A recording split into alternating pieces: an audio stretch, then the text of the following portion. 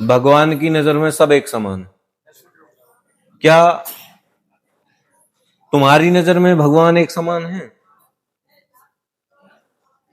भगवान की नजर में तो तुम सब एक समान हो, ये सच्चाई है। मैं जानता भी हूं इस बात से बहुत लोगों के दिमाग में नए नए प्रश्न उठेंगे कि जी एक समान कैसे हो जाएंगे।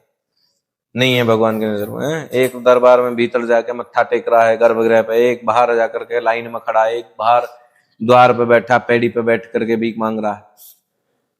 कहाँ भगवान ने एक समान? भगवान की दृष्टि में एक समान है। भगवान ने एक समान दृष्टि रखी है तुम्हारे ऊपर, कर्म एक समान नहीं दी। विधान सबका एक समान है, कर्म सबके भिन्न है। क्योंकि कर्म किसके अधीन होते हैं? इंसान के खुद। अगर सब कुछ भगवान अपने अधिकार में ले लेंगे तो फिर इंसान का जीवन भी क्यों? तो भगवान ने कर्म दिया इंसान के लिए।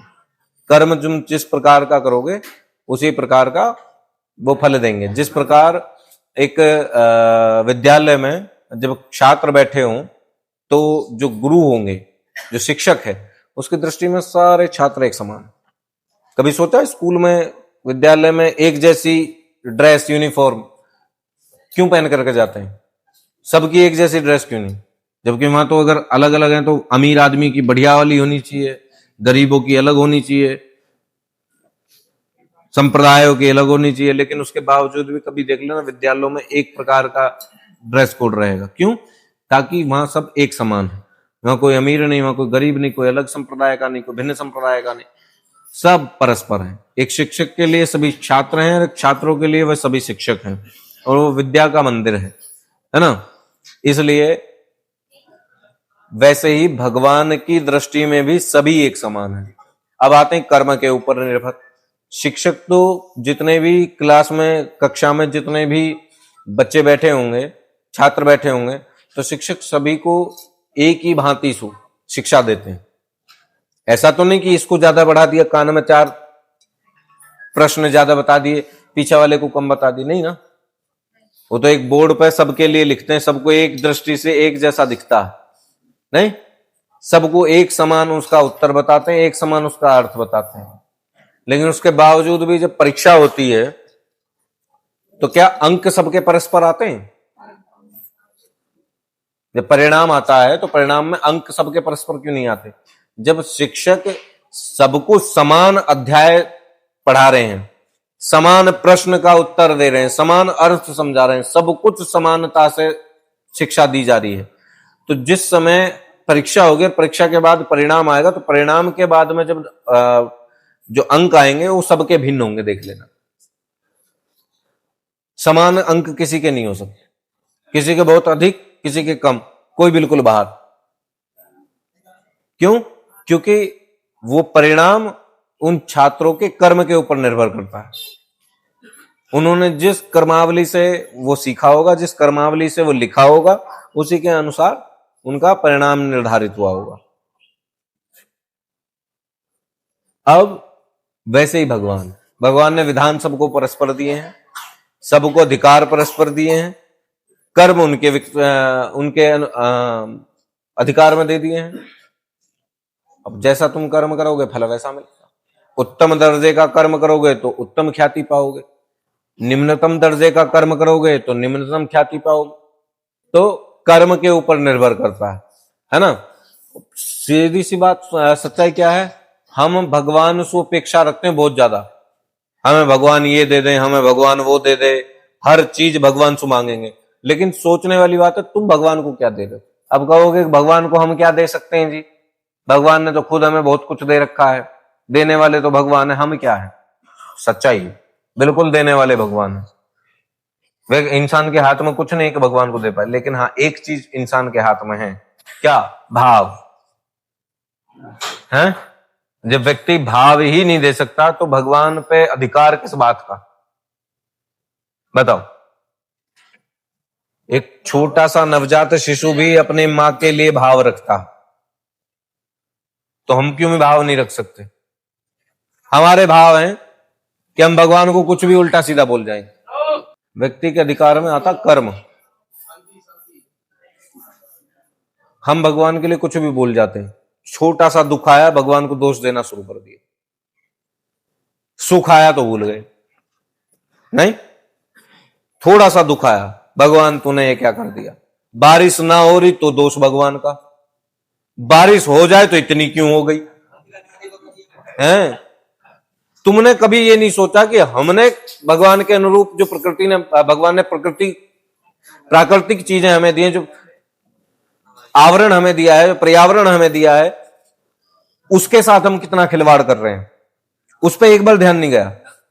ये सब ने देखा कि बारिश पड़ी, पकी फसल पे फसल खराब हो गई, अनाज बिगड़ गया, नुकसान हो गया, किसान गरीब हो गया है, महंगाई बढ़ी, सेठों को दिक्कत आ गई। लेकिन ये किसी ने ध्यान नहीं दिया कि इंसान ने प्रकृति को कितना नुकसान पहुंचाया है। 2 पैसा कमाने के लालच में दूध में यूरिया मिला दिया, 4 पैसे फालतू आ जाए तो खेतों में जहर लगा दिया। बताओ, जब तक तुम्हारा पोषण करने वाली गाय तुम्हारे द्वार पर खड़ी दूध दे रही थी, तब तक तुमने उसको मां का दर्जा देकर के बांधा। जिस दिन उसने दूध देना त्याग दिया, उस दिन तुमने गाय का त्याग कर दिया। अब वो जंगलों में भटक रही है, लोग डंडे मार रहे, वो रोड पे जा रही है, कहीं क्षतिग्रस्त हो रही है, कहीं दुर्घटनाग्रस्त हो रही है, कहीं बीमार पड़ी है। बैल का काम खत्म हो गया, तुम्हारे घर में अब ट्रैक्टर आ गया, तो बैल तुम्हारा कुछ नहीं लगता, तो बैल को तुमने बना दिया सांड। अब वो गली गली में ठोकर खाता घूम रहा है, दुनिया उसमें डंडे बजा रही है। कुछ भिन्न ख्याति के लोग उनको गाड़ियों में डाल के ले जा रहे हैं, उनको काटा जा रहा है, उनका चमड़ा निकाला जा रहा है।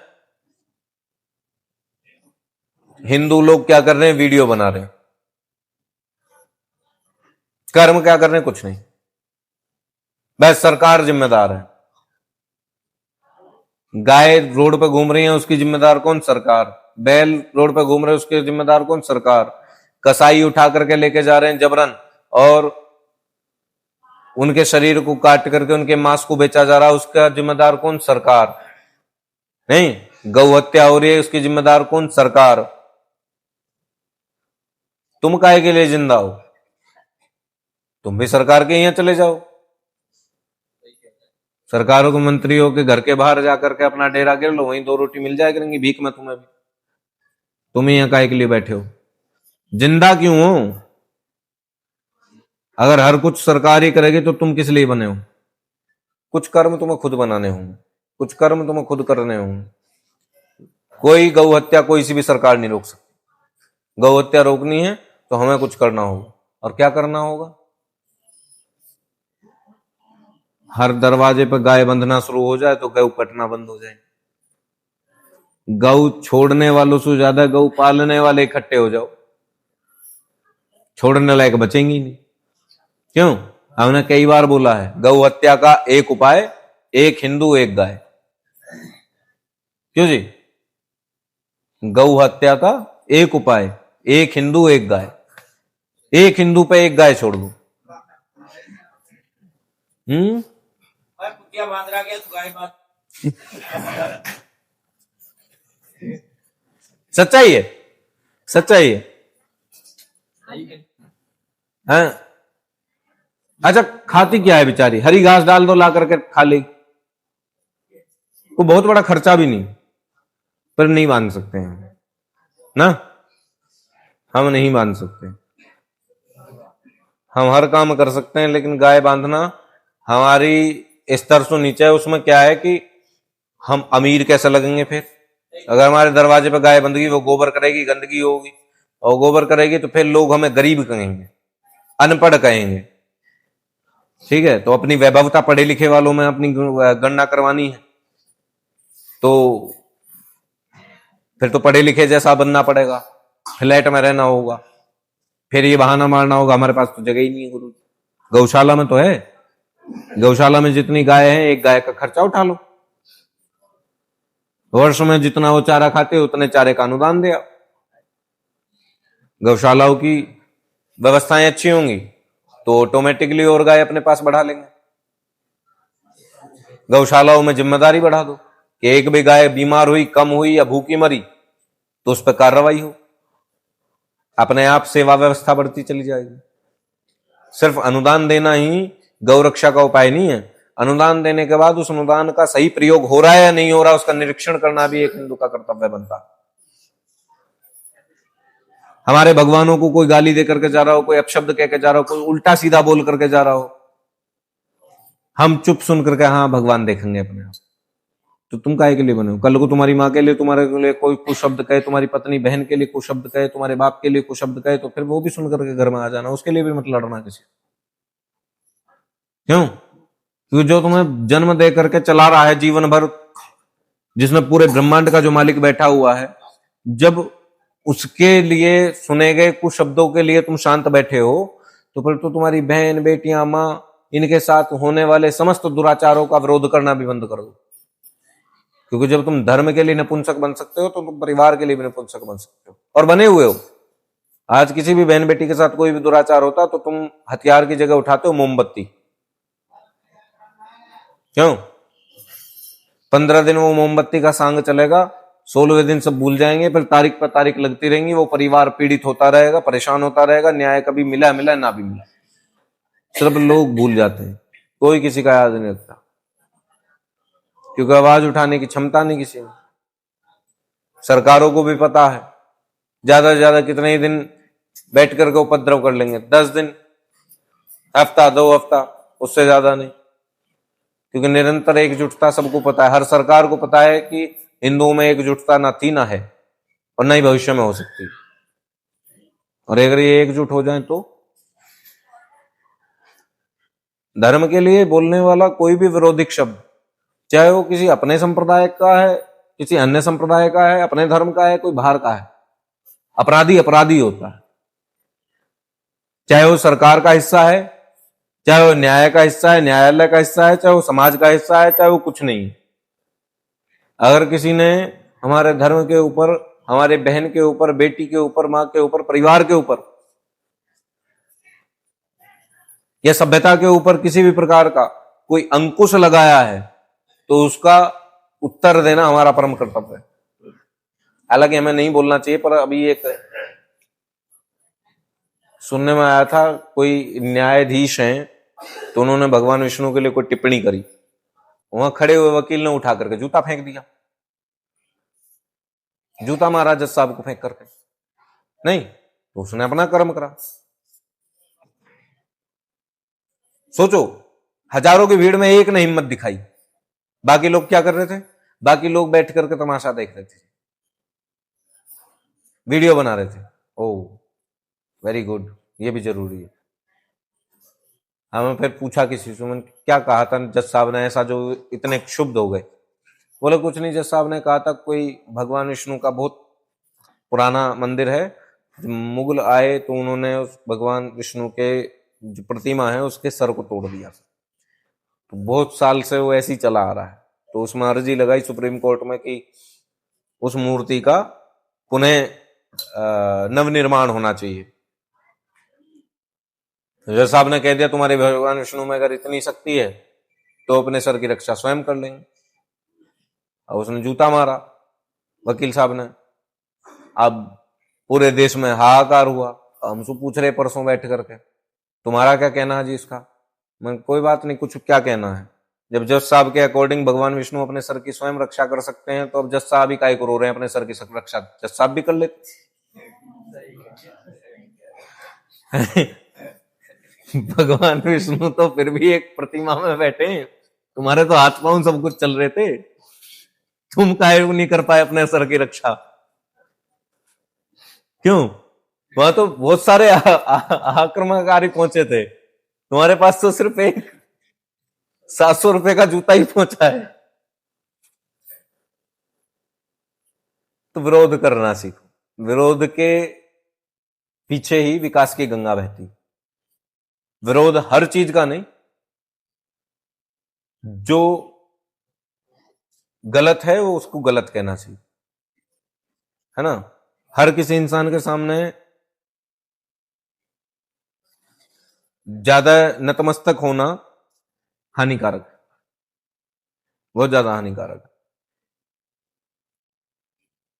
है। धर्म प्रधान है, कर्म प्रधान है, लेकिन धर्म भी प्रधान है, क्योंकि कर्म भी धर्म के लिए ही हो रहा है। क्यों?